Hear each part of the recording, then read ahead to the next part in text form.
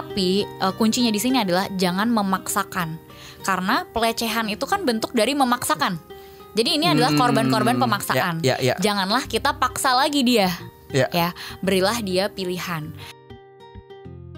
Diskusi Psikologi. Hai teman KBR, selamat datang kembali di podcast Diskusi Psikologi. Dan untuk teman-teman, please jangan lupa buat jaga kesehatan mental. Thank you udah dengerin podcast ini. Karena kali ini akan ada suatu tamu yang luar biasa banget sih. Bisa kembali ada Eki di podcast Disko.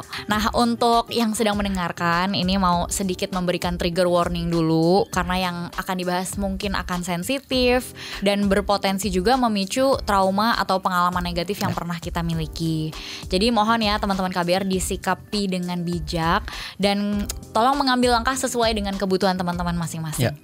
Oke, jadi sedikit konteks untuk para teman KBR. Eki ini di ulang tahunnya, happy birthday by the way. Ternyata dia menghadiahkan dirinya dengan keberanian. Keberanian untuk mengungkapkan suatu pengalamannya yang mana itu terkait dengan kekerasan seksual yang pernah dia alami. Dan ternyata ada domino efek dari situ. Banyak orang yang speak up ternyata mengalami kekerasan seksual dari pelaku yang sama. And I think untuk selanjutnya itu ceritanya Eki ya, untuk diceritakan seberkenannya. Tapi yang jelas aku mau apresiasi dulu untuk Eki. Mungkin Eki selalu ngomong kayak enggak ini emang udah biasa aja kok apa segala macam, tapi tetap butuh keberanian yang luar biasa. Dan it only takes one person loh to take a stand. Terima untuk kasih, ini bisa terjadi. Kamari. So thank you so much Eki. Itu dulu yang aku mau sampein. Gimana? Wah, sebenarnya gue nggak nyangka ya kalau seumpama tindakan oversharing gue yang jadi kebiasaan ini bakal menginspirasi banyak orang gitu. Karena ketika laki-laki tidak bercerita, Eki berani bercerita. Nice tuh, bagus banget tadi kata-katanya. Kayaknya gue tuh orang yang dari dulu ngerasa ini tuh sesuatu yang biasa sampai akhirnya gue jadi tone deaf bahwa nggak semua orang ternyata bisa cerita. Betul. Nah iya, kayak gue speak up dengan keren pakai kacamata hitam. Karena biasanya kalau seumpama orang kena kasus pencurian gitu, kita korban, dia yang salah kita bisa dengan lantang teriak pencuri. Tapi kalau seumpama kita kena KS, kita korban, dia yang salah. Aduh, gimana ngomongnya gitu kan? Malah kita yang malu, kita yang merasa bersalah. Nah itu makanya angle-nya adalah kita gak pengen dikasihanin. Karena ternyata loophole-nya itu adalah kita takut dikasihanin. Karena kita takut dikasihanin, kita gak ngomong. Karena kita gak ngomong, gak ada yang tahu kalau ternyata korbannya banyak, pelakunya langgeng untuk terus-terusan kayak gitu. Nah gue baru tahu hal yang gue lakukan kemarin tuh ternyata semulia itu. Gue gak ada maksud, sumpah. Luar biasa. Gak bermaksud, sumpah. Kayak terus gue bisa apa ini gue kayak gini. Kalau di kasus gue mungkin gue bisa kumpulin korban, gue taruh di satu grup namanya grup murid Walid, ya kan. Terus dari situ mungkin kita sama-sama bisa memperjuangkan sesuatu. Gue bisa bantuin untuk cari kontaknya dan lain-lain gitu. Tapi ternyata selain justice yang perlu ditekan, pendampingan untuk korban, mental gitu ya, untuk kesehatan mental secara psikologis itu ternyata masih sangat awam banget yang gue temuin di lapangan gitu. Oke, ini coba kita masuk lebih dalam sedikit ya. Kan Eki udah ngomong banyak banget ternyata yang ngalamin. Tapi yang berani untuk akhirnya speak up itu Eki. Nah, kalau Eki kayak berdiam diri menganalisis diri sendiri, menurut Eki apa sih yang bikin Eki bisa berani buat ngelakuin itu? Untuk ngomong ya. Gua tuh dari kecil ngerasa bahwa ngomong tuh bagian dari coping mechanism, entah apapun yang gua apapun alasannya. Tapi sebenarnya pas gua ngomong kayak gitu, dia di kepala dia kayaknya anak gua ngibul deh gitu. Itu cuma ada di kepalamu gitu-gitu. Gua nggak nyalahin kan. Sekarang nyokap gua juga tiap hari minta maaf ke gua gitu. Tiap hari mama salah, mama nggak bisa jadi orang tua yang baik pada saat itu gitu. Jadi ya mau sampai kapan gua terus-terusan nyalahin ke orang tua gua. Tapi poin yang gua mau ngomongin adalah gue tuh dari dulu minta pertolongan, tapi yang bikin gue trauma bukan kejadiannya, tapi proses gue minta pertolongan nggak ada orang mau nolongin, gitu. Itu yang nyebelin banget. Dulu kalau gue ingat-ingat ya, pas gue cerita kayak gitu tuh orang pasti banyak yang ketawa. Jadi lama-lama gue jadi stand up comedian aja deh gitu. Gue tahu angle gue ngomong mungkin atau cara pemilihan kata gue, pokoknya outputnya tuh orang pasti terhibur kalau gue ngomong kayak gitu. Jadi lama kelamaan itu kayaknya gue emang ngelawak deh. Ya udah gue masukin ke stand up, ternyata jadi justice juga, jadi keadilan juga. Gue gak ngerti pada saat itu. Yang gue tahu, gue emang suka sharing apapun karena bikin orang bahagia tuh kayak mungkin itu tugas gue di dunia kali ya. Gue ngerasa kayak gitu. Nah ternyata gak semua orang punya kemampuan itu. Betul. Gue kira semua orang kayak gitu. Betul. Demi Tuhan. Yes. Karena tadi ya ketika laki-laki tidak bercerita, ketika korban kekerasan seksual juga ternyata less than 5% loh yang berani bercerita. Wow. Less than 5%. Dan lo dengan, ya gue gak tahu waktu itu usia lo berapa, 13 tahun. 13 tahun lo bisa langsung cerita aja gitu ke orang. Itu anomali sih. dan luar biasa. Jadi meskipun itu datang dari ya berbagai macam cerita yang lo punya, tapi yang jadi highlightnya adalah lo punya nyali. Lo punya nyali untuk ngomong. Yang mana nyali ini tuh nggak seharusnya kita harus selalu punya ya. Yeah. Orang-orang yang lain juga, maksudnya mereka bukan nggak berbicara karena mereka nggak punya nyali, tapi karena orang-orang di sekitar nggak punya enough awareness juga untuk membantu mereka berani menceritakannya. Apalagi konteksnya buat kasus gue, korban dibungkam pakai dalil suatu keyakinan, pakai suatu kitab gitu. Digaslight pakai keyakinan agamanya. Iya, kalau seumpama lu ngomong ini dengan kitab yang lu pegang ini, lu ngomong ada orang lain yang tahu, lu bakal celaka. Umur 10 tahun, 13 tahun lu digituin gimana coba? Jujur gue juga sempat takut, tapi kan saya tinggal di daerah Bronx, keimanan saya belum setinggi itu. Terus habis itu gue juga ngerasa kayaknya di situ gue kayak ada semacam logika gue yang konslet gitu kalau gue ikutin, karena ini kan baik ya, kenapa gue ngerasanya gue malah resah ya kalau gue gini. Kayaknya kebaikan nggak bisa dipakai buat kejahatan gitulah gitu. Terus jadi ya udah gue omongin gitu. Dari 2004 loh kasusnya itu. 21 tahun. Wow. Dan yang baru ke soalnya secara psikis tuh syukur banget teman-teman psikolog dulu pernah ngedorong undang-undang TPKS bahwa keterangan dari psikolog forensik itu bisa jadi bukti sekarang. Betul. Sekarang itu udah nice banget gitu. Karena kan mau visum udah belasan tahun yang lalu. Benar. Gimana coba? Nah itu ngebantu banget. Tapi maksud gue bayangin dari konteks kita yang mau ngomongin dari 2004, gue aja punya data 31 dan gue punya data orang-orang yang nggak ngomong. Gue punya data lebih banyak lagi. Yang bisa divalidasikan secara hukum itu korban cuma 16. Karena bentuknya adalah korban yang mau ngelapor, itu baru dianggap korban. Jadi kalau tetap jadi PNS biasa tapi dia memendam traumanya, terus dia cuma pakai shower hangat, ingat pas nonton video gue dia ke-trigger, itu kan dia sebagai korban, nggak dianggap kayak gitu. Makanya gila men, psikis orang tuh 54 tahun, 44 tahun ternyata membekas, masih katanya, kata-kata dia, ingatanku masih segar soal itu. Wow, kaget gue. Benar banget. Dan ini tuh karena Eki ngomongin visum juga ya, ada salah satu riset yang pernah dilakuin ke orang-orang yang bahkan setelah kejadian kekerasan seksual, mereka langsung visum ke rumah sakit. Nah, kalau bayangan kita kan orang yang kayak gitu berarti mereka mau ngelaporin, ya kan? Tapi nyatanya 25% dari orang yang visum pun nggak ngelaporin. Oh iya, itu nice insight sih. Berarti artinya pun ketika kita tahu punya bukti ini, bukti itu nggak bikin cukup kita punya nyali untuk ngelaporin. Betul. Dan ketika, jadi ada satu riset yang dilakuin ke, kalau nggak salah hampir 300 orang, ini di US ya. Kenapa mereka habis visum mereka nggak laporin? Dan ternyata ketika ditanya lebih lanjut, ada 4 tema yang berulang. Dan mungkin ini tema yang sebenarnya ya bisa relatable juga. Yang pertama, nggak ada gunanya ngelaporin. Karena punya pengalaman buruk dengan orang-orang yang punya wewenangnya lah ya untuk membantu ini bisa terselesaikan. Ya, betul. Atau merasa nanti ketika di pengadilan saya harus berhadapan dengan pengacara yang akan mempertanyakan saya seakan-akan ini nggak pernah terjadi ke saya. Jadi ibaratnya ini malah nambah-nambah luka saya. Jadi lebih baik saya nggak usah daripada nggak ngebantu juga. Ada mindset kayak gitu. Wow. Lalu ada juga mindset bahwa saya diperlakukan seperti ini oleh atasan saya. Kalau saya laporin, kerjaan saya gimana? Power ya. Siapa yang mau ngejamin? Itu relasi kuasa. Terus ada juga yang bilang, aduh saya udah kewalahan banget ini. Ya Eki tadi sebelumnya sempat cerita juga, ngedengerin ini semua tuh kewalahan banget. Ngalaminnya juga emosi tuh meledak-ledak gitu ya. Atau bahkan bisa jadi emosi gak kerasa sama sekali, numb. Itu sesuatu.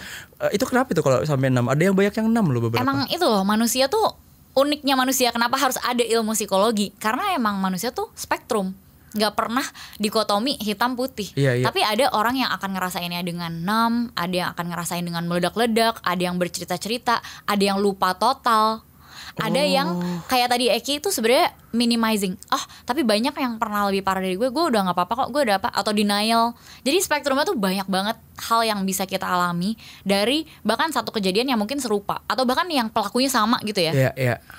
Itulah yang bikin manusia kompleks dan at the same time menarik juga menarik ya. Untuk diperhatikan dan diteliti ya gitu. Yes. Oh, berarti 6 tuh bisa diartikan bahwa saking overwhelmednya kita terhadap sesuatu, akhirnya si tombolnya off. Yes. Jadi itu tuh kayak survival kita. Kayak kalau kan selalu diomongin ada flight, fight dan freeze, dan ada juga sebenarnya fawn. Fawn tuh ngikutin apa yang dimau sama pelakunya. Oh, gue fawn berarti itu aneh. Iya. Nah, ketika kita 6 itu kan kita sebenarnya kayak freeze ya. Kita kayak pokoknya nggak ngerasain apa-apa gitu. Berdiam diri. Jadi ya itulah yang membuat korban-korban kekerasan seksual, meskipun pelakunya sama, meskipun yang dilakuin sama, tapi responsnya bisa berbeda-beda banget. Ya. Bahkan ketika gue teliti ini ada 3 jenis korban yang gue definisikan. Pertama, korban yang mau speak up, tapi itu sedikit. Ternyata korban yang dia mengaku korban tapi belum berani speak up, berarti tidak yang mungkin berkaitan tentang nyali kali ya di sini. Dan yang ketiga, korban yang tidak merasa korban. Tapi dia denial. Tapi dia bilang iya dia melakukan itu. Kalau bahasa kerennya denial atau minimizing. Itu. Nah, di dalam yang ketiga ini ada cabangnya lagi. Di kasus ini dalam konteks tempatku ini tinggal disebutnya selir. Jadi yang akhirnya jadi selir, dan yang kedua yang akhirnya bercabang jadi pelaku. Oh, jadi mengulangi ya. Justru dia jadi pelaku lagi. Kebetulan yang 2004 sampai sekarang ini si pelaku yang gue ramein itu dulunya korban juga pas masih kecil. Jadi ada luka yang ternyata nggak diselesaikan gitu.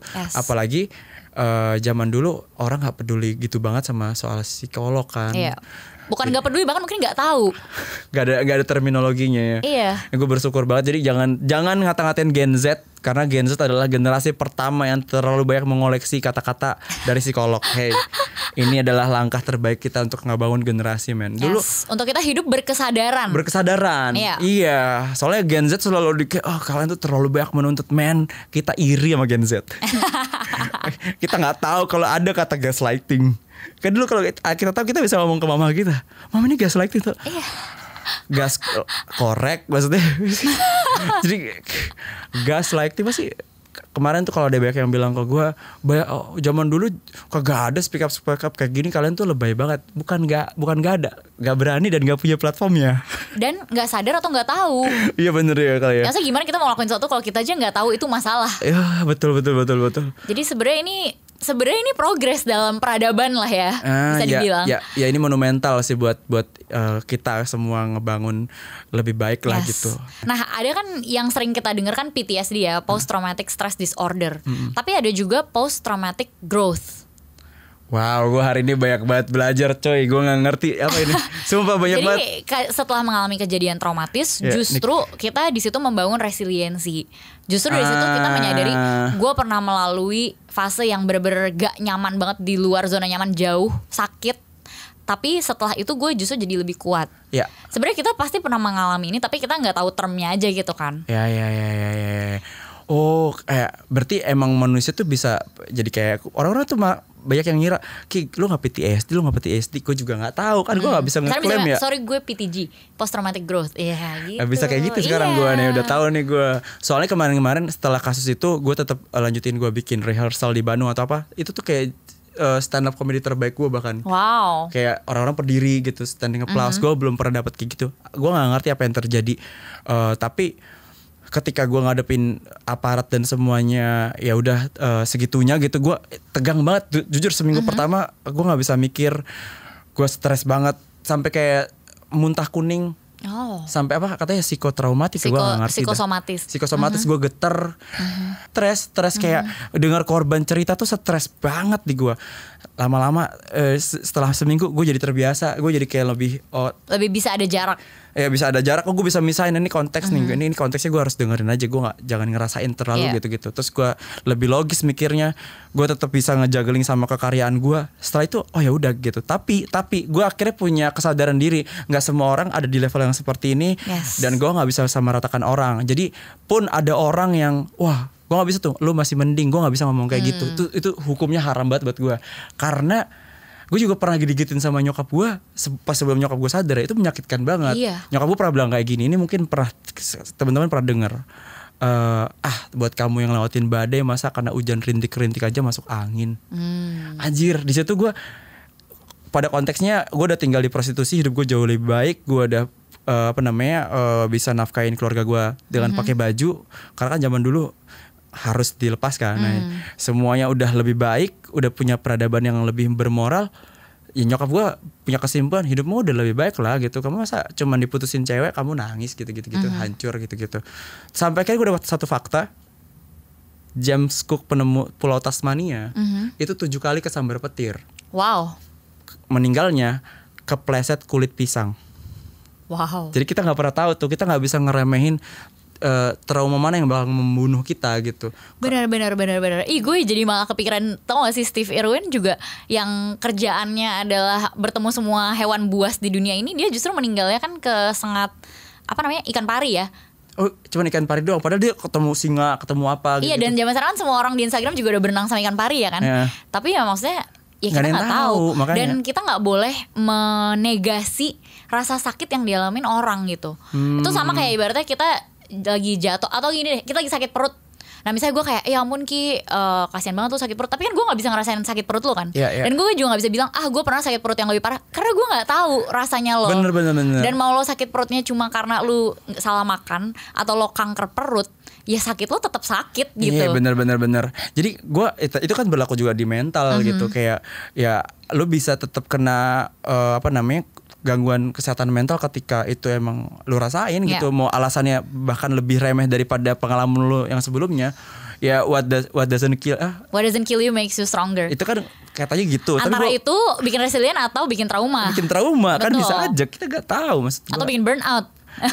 Banyak banget kan kan kemungkinannya. Ya itu gak semuanya jadi stronger, itu gue baru tahu sih. Jadi dan satu hal yang gue salut banget dari lo, dengan ke-overwhelman lo akan segala hal ini, tapi lo tetap kepikiran buat bikin support system buat teman-teman. Tadi namanya apa? Nama support systemnya? Yang gue bikin. Iya, murid Walid. Ya. Murid Walid ya kan. Murid Walid. Ya karena ngerespon kemarin yang lagi pop culture kan gitu-gitu. Terus gara-gara itu ternyata dihubung-hubungkan gue berani karena Walid. Jadi gue ngerasa kayaknya ini emang titah dari semesta kali ya. Gue emang waktunya sekarang buat ngomongin ini. Padahal sebenarnya gue udah ngomongin dari dulu, Kak. Udah dalam bentuk art aja gitu. Gue udah bikin rap. Kan dia bapak angkat gue kan. Tak menetap di Papua tapi bapak suka fuck. Nah gitu-gitulah. Terus kayak gue bikin film, terus udah ditayangin di berbagai screening. Tapi orang nggak tahu kalau sebenarnya itu adalah tolong, ini kasus masih berlangsung. Walaupun gue juga pada saat itu belum sadar ternyata berlangsung sampai di tahun sekarang masih memakan korban gitu. Ya hari ini gue sedikit bisa merayakan si pelaku udah pakai baju oranye. Gue senang banget lah itu gue hanya karena satu orang berani, yaitu adalah Eki. Amazing. Dan gue rasa sih pasti orang-orang di luar sana yang masih punya operasi dan modus operandinya masih berjalan ketar-ketir sih, karena gue senang satu persatu banyak orang yang mulai punya pandangan speak up tuh nggak memalukan harusnya, karena yang malu harusnya pelaku. Iya, pada dasarnya kita malu karena kalau kecurian yang hilang tuh bisa jadi ponsel kita atau sesuatu yang tidak melekat sama tubuh kita. Gue tahu konteks itu, tapi bayangin lagi deh teman-teman. Nih ketika kita diambil sesuatu nih di diri kita, terus habis itu kita silent.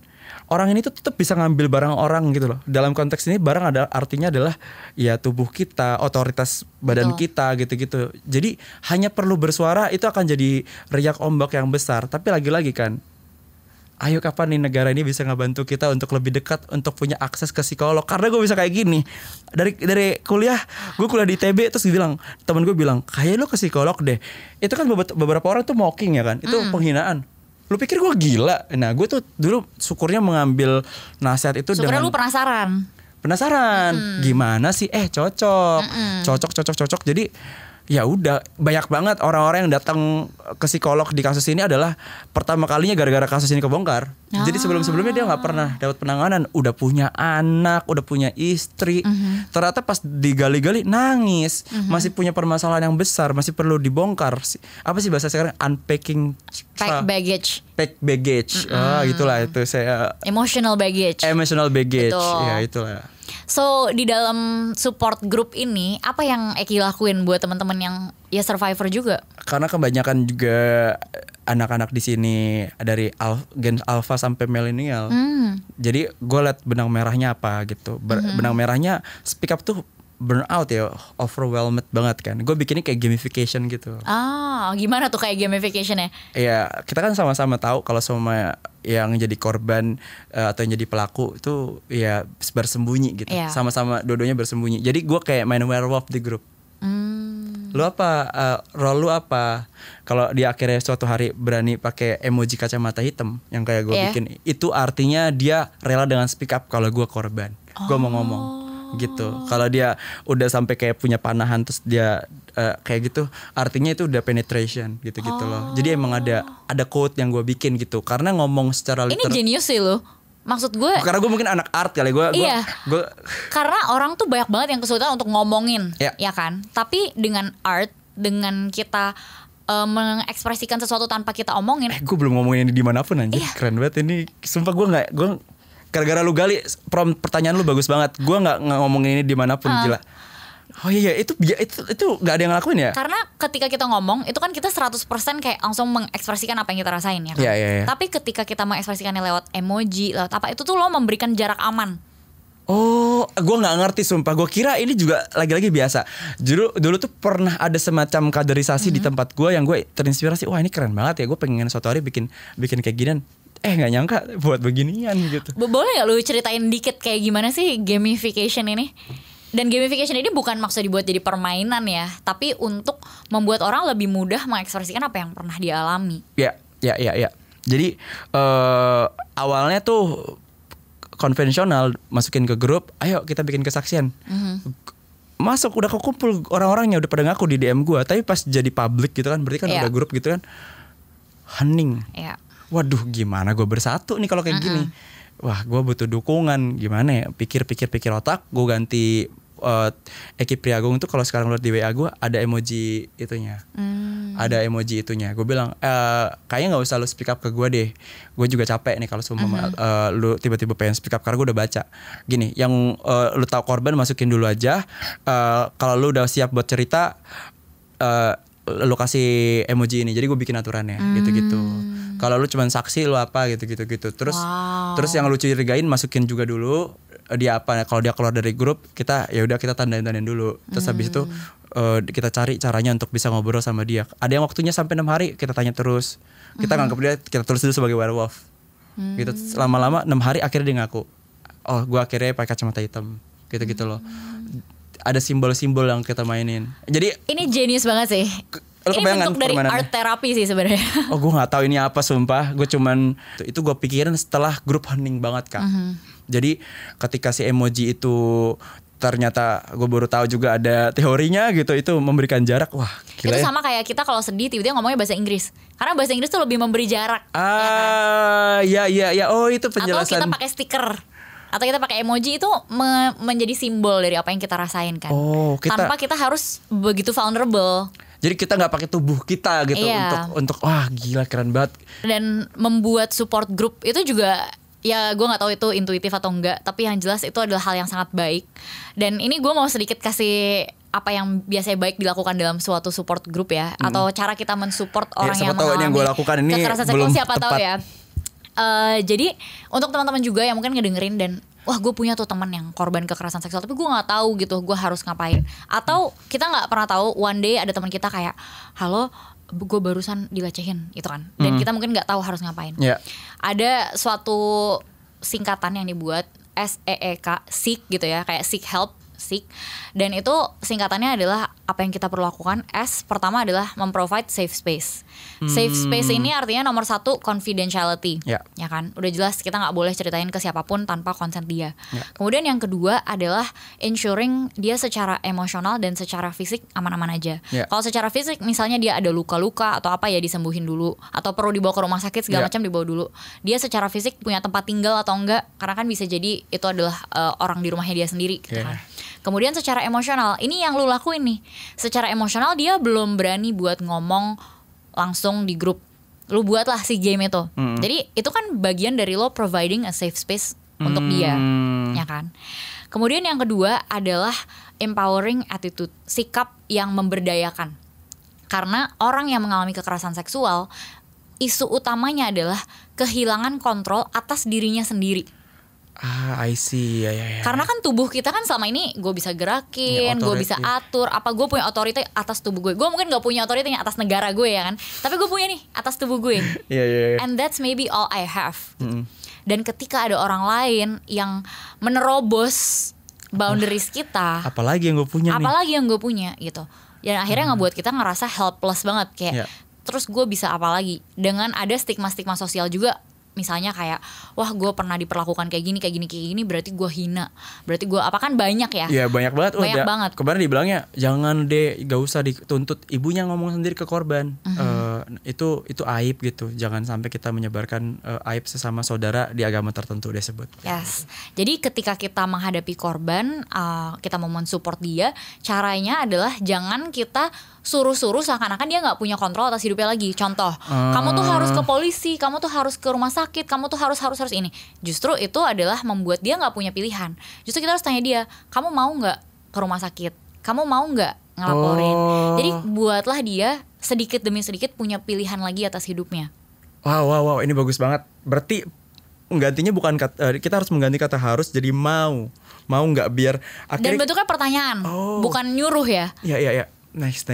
Yes. Lalu ini aku lanjut lagi ke yang ketiga, yaitu empathetic response. Kalau dari gerak-geriknya Eki sih dia sangat empathetic ya. Ada nih empatinya. Yaitu dengan kita nomor 1 percaya. Banyak orang yang bahkan gak percaya kita pernah mengalami suatu kejadian pelecehan. Hah, beneran? Masa sih? Dia kan pemuka agama, dia kan tokoh apa, dia kan suami kamu sendiri. Nomor 1, jangan kita selalu asumsikan bahwa apapun yang terjadi itu benar kalau korban yang berbicara. Percaya. Kemudian yang kedua, dengerin dengan baik. Ya jangan sambil main HP dan lain-lain.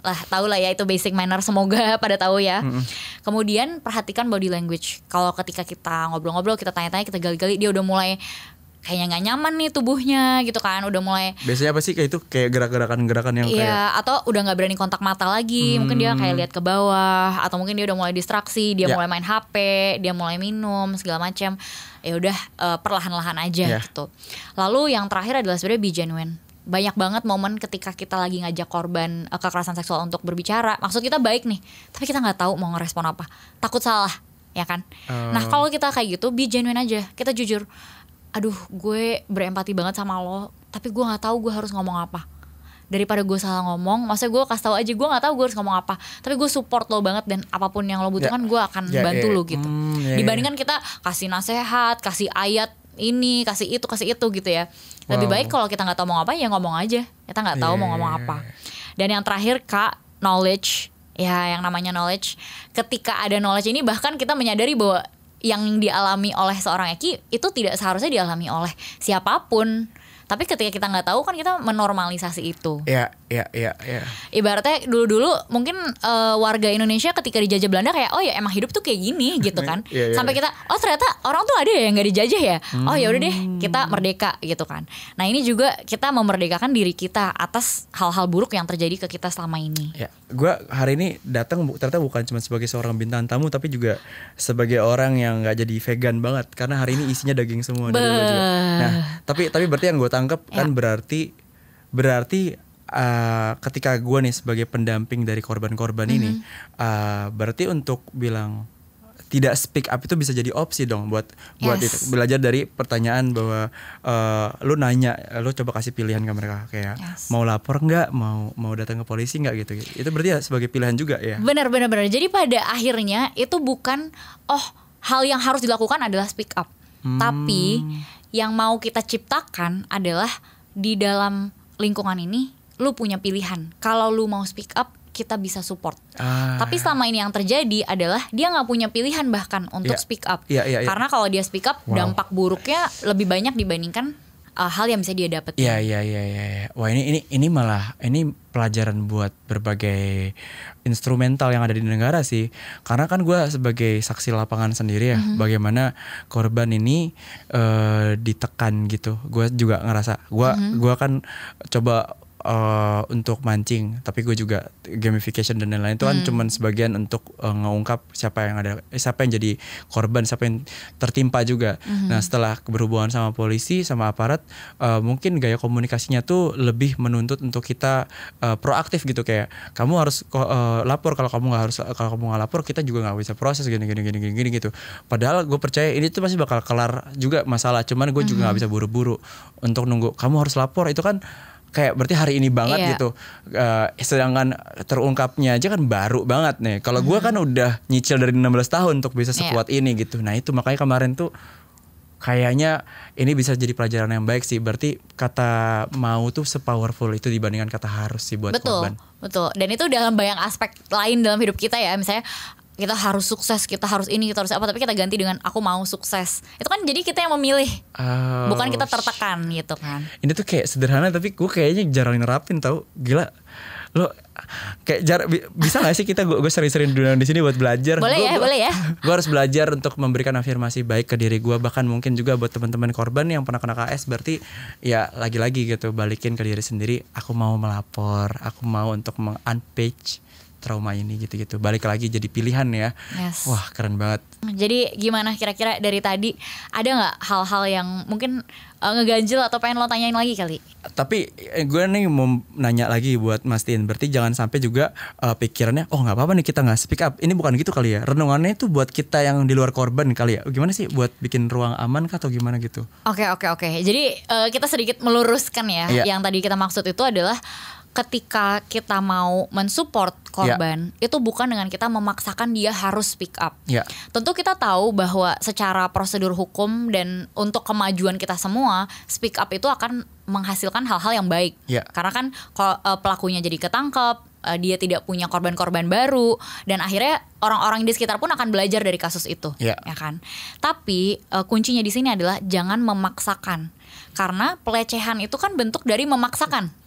Jadi ini adalah korban-korban pemaksaan. Janganlah kita paksa lagi dia. Ya, berilah dia pilihan. Nah, pilihan ini maksudnya adalah dengan sebenarnya yang Eki udah lakuin, memberikan safe space. Di safe space itu pilihan dia mau ngomonginnya apa aja. Pilihan dia mau ngomonginnya kapan. Dan pilihan dia mau ngomonginnya dengan cara apa. Tapi ketika kita memaksakan, lu harus pick up dengan cara kayak gini, lu harus viralin, lu harus itu, justru mungkin kita menambah tekanan ke korbannya. Gila. Bagus banget. Berarti jangan melakukan apa yang dilakukan sama pelaku juga. Yes. Ya, walaupun niatnya baik. Iya, niatnya baik ya gitu. Nice. Niat baik gak cukup kalau caranya pun tidak tepat. Yes. Dan ini sebenarnya banyak kasus-kasus di mana orang-orang di sekitar mungkin karena awareness tentang ini udah bagus di banyak negara maju ya. Itu orang-orang pengen udah viralin apa. Nah, justru yang diviralin ini dia nggak pengen itu dilaporkan. Betul. Jadi dampaknya malah jadi lebih besar. Benar. Terjadi yang gue alamin kayak itu kerasa banget sih. Ternyata prosedur untuk nekan ini cepat itu tuh nggak berbanding lurus sama kasus ini tuh diciptakan dulu ruang aman ya. Yang efisien belum tentu efektif. Iya betul. Ini efisien nih, cepet nih. Tapi yang akhirnya kebongkar dikit. Tapi ya kita belajar lah step by step gitu kan. Apalagi sebenarnya menurutku kekerasan seksual in general masih lumayan tabu diomongin di Indonesia. Betul. Jadi hopefully di episode ini kita bisa lebih banyak ngobrolin hal-hal kayak gini tanpa batasan ya. Iya. Dan sebenarnya aku pengen tahu juga sih dari perspektifnya Eki ngelihat teman-teman. Mungkin kalau Eki kayak ngerasa gue udah lumayan gue udah 16 tahun berproses dengan ini. Tapi untuk teman-teman yang masih struggling gitu, gimana caranya akhirnya Eki mendorong mereka untuk ya mulai mencari bantuan profesional itu sih? Ya itu ya. Gue juga ngerasa itu kadang-kadang jadi privilege, tapi gue juga tahu kalau sesimpel kita punya BPJS juga sekarang itu udah bisa jadi semacam pintu pertama kita untuk datang ke puskesmas, ambil rujukan ke psikolog, atau kalau lu ternyata butuh substance tertentu, ya itu kan berarti dari psikolog dirujuk ke psikiater. Itu sekarang udah bisa kita akses gitu. Ya minimalnya kayak gitu. Kedua, lu bisa nge-reach teman-teman sekitar lu dulu. Kalau seumpama lu bisa cerita ke mereka, cari ruang aman dari situ, itu akan ngebantu kepercayaan dirian lu untuk ngambil tindakan yang jauh lebih besar. Karena jarang orang tuh refleksnya pertama ke psikolog kalau di Indonesia. Refleksnya tuh ke temen yang kita percaya dulu nih. Kita udah dapat itu baru ke psikolog. Itu di seluruh dunia sih by the way. Oh gitu. Pasti kan kita mau ke orang yang paling kita percaya dong, mau ngomongin hal yang begitu sensitif ya. Iya. Kita pengen ke orang yang paling kita percaya. Tapi dari situ mungkin teman kita merasa gue nggak capable nih gitu kan buat nanganin ini. Nah barulah dibantu di refer gitu buat pergi ke profesional. Terus kalau seumpama kitanya sendiri pengen dapat ruang aman yang lebih banyak lagi, kenapa nggak kita mulai dari diri sendiri? Kalau semua ada orang cerita, kita coba ya kasih respon yang lebih baik gitu-gitu. Coba dengerin. Coba dengerin. Coba jangan langsung dijudge. Apalagi mendang-mending ya kan. Mendang-mending, kasih nasihat. Wah, ntar dulu dah. Dengerin dulu. Coba kita lihat pakai sepatu dia. Kita pakai sepatu dia, rasain langkah-langkah dia pakai sepatu itu. Nah, kalau semua kita udah bisa dengerin, kita udah bisa pahamin, ya mungkin tuh bisa jadi semacam riak baik di lingkungan itu, sehingga ketika lo dalam masalah tertentu juga ada orang yang bisa ada di situ juga buat lo bisa jadi support system. Karena bener, gue baru tahu ternyata di seluruh dunia ya psikolog tuh pilihan kedua gitu ya. Maksudnya by intuisi kita pasti pengen ke orang terdekat kita dong. Betul ya. Itulah syukur gue gak capek sih nyari orang baru terus-terusan. Makanya bener. Dan kenapa aku mau highlight banget tentang pergi ke profesional, karena memang by research yang dilakuin, di compare gitu ya, orang-orang yang pernah ngalamin kekerasan seksual dan orang-orang yang gak pernah ngalamin kekerasan seksual, itu memang ada lower quality of life. Jadi kualitas hidup orang-orang yang menjadi korban ini lebih rendah dibandingkan orang-orang lainnya. Dan bukan cuman secara kualitas dari hidup tuh misalnya kayak tentang gimana kita menjalani pekerjaan kita, gimana kita menjalani relasi kita, tapi juga tentang kepercayaan diri kita. Kalau misalnya di psikologi ada namanya self efficacy, itu adalah keyakinan kita tentang kita seberapa mampu melakukan sesuatu sampai berhasil. Nah, orang-orang yang mengalami kekerasan seksual itu self efficacy-nya lebih rendah rata-ratanya dibandingkan orang-orang yang nggak pernah ngalamin. Bayangin kita pernah kehilangan kontrol atas diri kita sendiri. Gimana kita mau percaya nih bahwa kita bisa melakukan sesuatu? Jadi kita jadi punya dampak nggak percaya sama diri sendiri ya. Yes. Wah, itu gue pernah ada di titik itu lagi. Gue tadi pas dengar si data itu, wah iya lagi gue ngerasain itu. Yes. Jadi penting banget sih berarti buat lu pada datang ke profesional untuk minta bantuan. Nah, sebenarnya ini cuma pengen nyelipin dikit lagi tentang hal-hal yang biasanya dialamin oleh korban kekerasan seksual, karena mungkin ada yang bisa relate juga. Yang nomor 1 paling besar persentasenya by riset itu adalah sebenarnya gejala depresi. Jadi justru nggak punya energi, hal-hal yang biasanya menyenangkan jadi nggak menyenangkan, susah tidur, susah makan, atau kebalikannya ya, justru kebanyakan tidur atau kebanyakan makan. Nggak pernah di tengah-tengah ya. Dan berlangsung lebih dari 2 minggu. Kemudian yang selanjutnya tuh sebenarnya paling sering masalah terkait dengan tidur. Ini aku nggak tahu penjelasan spesifiknya ya, tapi itu datanya. Lalu eating disorder, susah dengan makan, dan yang terakhir itu baru sebenarnya PTSD. Aku juga pengen sedikit meluruskan. Orang kan suka berbicara, lu habis ngalamin sesuatu lu pasti PTSD. PTSD itu baru bisa kita diagnosis kalau 6 bulan setelah kejadian kita masih mengalami serentetan gejala. Termasuk misalnya kayak kita mimpi buruk, kita inget-inget terus dan lain-lain. Tapi sebenarnya kalau kita ngalaminnya kemarin, ya kita belum bisa PTSD hari ini. Karena ya itu kita wajarnya manusia aja masih kepikiran orang baru masih kemarin benjol, kejadiannya masih gitu. Kejeduk kan baru ya. Benar, makanya setiap kali ada bencana terus dibilang, "Oh ya kita mau datang untuk trauma healing gitu kayak. Itu belum jadi post traumatic stress disorder sih gitu. Ya itu bagus sih meluruskan juga, berarti kemarin yang terjadi di gue itu wajar sewajarnya manusia ya, kayak gue tuh pas ngurus itu ya Kak, tidur gue jelek banget. Gue tuh mimpi macam-macam mimpi buruk tiap hari.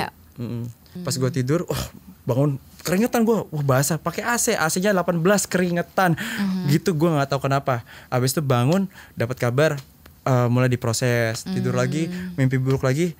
Jadi syukurnya deh, gak apa-apa deh kalau semua nggak enaknya di mimpi, ternyata yang lancar. Tapi itu bagus loh, itu bagian dari memproses emosi yang ada di bawah sadar ya melalui mimpi lu. Gitu. Tuh kan ada jawabannya terus di sini, gila. Gue kalau nanya apa aja jangan semua ada di sini selain psikolog. Meskipun pas bangun gak nyaman ya, tapi itu sebenarnya ada emosi yang terrilis di dalam mimpinya. Jadi gue ngurusin kasus ini, gue memulai hari dari titik minus. Bayangin, jadi happy abis itu bakal happy, malam pasti bakal happy. Tapi abis itu kayak, ya Allah gue bangun, gue nggak terusan tidur aja sih, gue nggak bangun-bangun gitu. Gue pengennya karena mimpinya gak enak banget Kak. Gue sampai pas mimpi tuh ternyata gue bisa nangis ya. Nangis kayak aduh capek banget ya Allah, kenapa gini banget ya. Terus habis itu pas bangun dapat kabar kemarin tuh gue nangis pas selesai bangun tidur, pas gue liat HP langsung dikirimin selamat gitu. Syukurnya pelakunya udah ketangkep gitu kan. Tapi gue ngerasa ya gue nggak bisa terlalu selebrasi karena ketika gue cek DM gue banyak sekali yang terjadi di tempat lain dengan pelaku yang mungkin juga berbeda gitu. Artinya nggak semua orang punya fasilitas viral habis itu bisa merilis emosinya karena semua orang jadi tertuju pada kita terus habis itu kita dapat fasilitas. Nah buat orang-orang yang mungkin kasusnya masih belum terungkap, masih traumanya masih ada di kepalanya gitu-gitu, apa yang mereka bisa lakukan gitu untuk merilis itu? Gimana cara mengakses fasilitas hal-hal yang terkait gitu untuk bisa menyembuhkan luka dia sebagai korban KS gitu. Iya. Tentunya kita pengennya sih hidup di dunia yang ideal ya, dimana siapapun juga bisa dapetin pertolongan dan juga bantuan, serta orang yang menjadi pelaku ini mendapatkan hukuman yang setimpal dengan apa yang dia lakukan. Tapi kan unfortunately kurang ideal ya, dan mungkin gak banyak orang yang punya privilege sebanyak privilege yang Eki punya gitu. Tapi yang kita bisa lakukan adalah memang fokus sama hal yang bisa kita kontrol. Yang mana kalau misalnya memang ada keinginan untuk speak up, itu juga dilihat apakah itu safe, kita buat speak up-nya seaman dan senyaman mungkin. Lalu kalau misalnya memutuskan oke, gak mau speak up, apapun itu sih sebenarnya, speak up nggak speak up, tolonglah pergi ke profesional di mana kita bisa benar-benar jujur sama apa yang kita rasain. Karena kadang kita cuma butuh denger apa yang kita rasain keluar dari mulut kita sendiri. Itu powerful banget. Ada yang rilis gitu dari diri kita. Makanya curhat tuh penting banget sebenarnya kan. Itu mungkin yang gue rasain selama belas tahun oversharing. Dan tentunya ketika bersama profesional bisa dibantu diproses, kemudian dilihat apa nih hal-hal yang masih bisa dilakuin, apa hal-hal yang perlu pelan-pelan di let go, dan bagian-bagian mana dari diri kita yang mungkin perlu kita maafin juga ya di dalam prosesnya. Karena kan kayak tadi, banyak korban kekerasan seksual ketika mengalami justru mereka malah ngerasa bersalah, malah ngerasa gue hina, malah banyak banget hal negatif tentang diri sendiri. Nah ini yang perlu di work on pelan-pelan supaya punya lebih banyak kontrol atas diri sendiri dan merasa lebih berdaya. Gitu. Itu sih yang paling penting. Dan kalau baru banget kejadian, itu tadi kita sempat ngomongin juga ya, selain kalau kita jadi teman kita kasih safe space, kita empower, kita empati, dan kita juga perbanyak knowledge, itu kita juga perlu tahu kita perlu refer kemana. Nah, aku juga bukan orang yang paling tahu tentang ini, tapi setauku adalah nomor satu, kalau kita memang masih ada gejala fisiknya, segera ke rumah sakit untuk divisum. Kemudian kita bisa ke LBH yang memang specifically membantu hal-hal ini. Yang aku tahu ada LBH Apik. Mungkin ada hal-hal lain juga. Kalau kita adalah perempuan, kita bisa ke Komnas Perempuan juga. Kalau kita anak-anak, kalau kita anak-anak ada orang tuanya yang melaporkan ya, bisa ke Komnas Perlindungan Perempuan dan Anak. Betul. Dan memang meskipun 1 dari 4 perempuan pernah mengalami salah satu tindak kekerasan seksual, bukan berarti laki-laki tuh gak mengalami. Ini yang aku amazed sama Eki juga adalah, Eki adalah seorang laki-laki yang bercerita tentang ini. Karena laki-laki juga korban kok gitu. Di grup ada perempuan juga yang jadi korban. Betul. Tapi kebetulan saya laki-laki. Walaupun aku tuh tahu, aku tuh udah berkali-kali ngomong kayak gini ke banyak orang. Reaksinya banyaknya aku tawa gitu, bercanda, terus nanya balik, lu tuh gini kan, gitu-gitu kan. Tapi berarti aku udah tahu nih. Ya maksudnya kayak, ya orang cowok tuh nggak bisa jadi korban kesannya gitu. Dan itu kan berarti kita bisa lihat ada stigma tentang laki-laki juga di situ, laki-laki dan kesehatan mental. Padahal dari riset yang dilakuin, di compare juga antara laki-laki dan perempuan, itu nggak ada pengaruh yang signifikan. Jadi laki-laki maupun perempuan itu sama, quality of life-nya turun, self efficacy-nya turun. Sama juga. Jadi kita nggak bisa bilang yang laki-laki emang kesehatan mental lebih baik, enggak kok gitu. Jadi hati-hati juga lah dengan stigma tentang laki-laki dan kesehatan mentalnya yang harus selalu kuat dan jantan gitu ya. Karena justru cowok-cowok yang dicari sekarang ada cowok-cowok yang emotionally available ya. Gen Z emang keren. Gen Z terbaik. Oke, so thank you banget Eki udah mampir. Kehebatan Eki aku akan apresiasi terus, mulai dari dia sendiri yang berani speak up, dia menemani para korban, dia memberikan safe space, dan dia membantu seluruh pelaporannya yang katanya harusnya melaporkan tuh 3 minggu tapi dibuat dalam waktu 3 hari ya. Iya. Karena the power of Eki. Eki Priagung, aku harus sebut Priagungnya sih di sini. Aduh, terima kasih teman-teman. Tapi ya ini berkat teman-teman juga saling berjibaku sih. Gitu. Alhamdulillah, dan ternyata juga pihak-pihak yang berwenang ini bekerja sama dengan baik ya. Sehingga ini bisa terjadi. Ya semoga ini emang jadi konsistensi yang terus dijaga oleh pihak aparat gitu ya. Biar kita percaya bahwa emang kita masih bisa kok mengharap ya menantikan ruang aman untuk anak ya. Supaya ketika orang-orang mau lapor, mereka memang percaya bahwa melaporkan itu ada gunanya, ada manfaatnya, dan akan justru berdampak. Ya kan? Oke, sampai ketemu lagi di podcast selanjutnya. Dengerin di kbrprime.id. Aku Mahari pamit undur diri dulu. Bye-bye.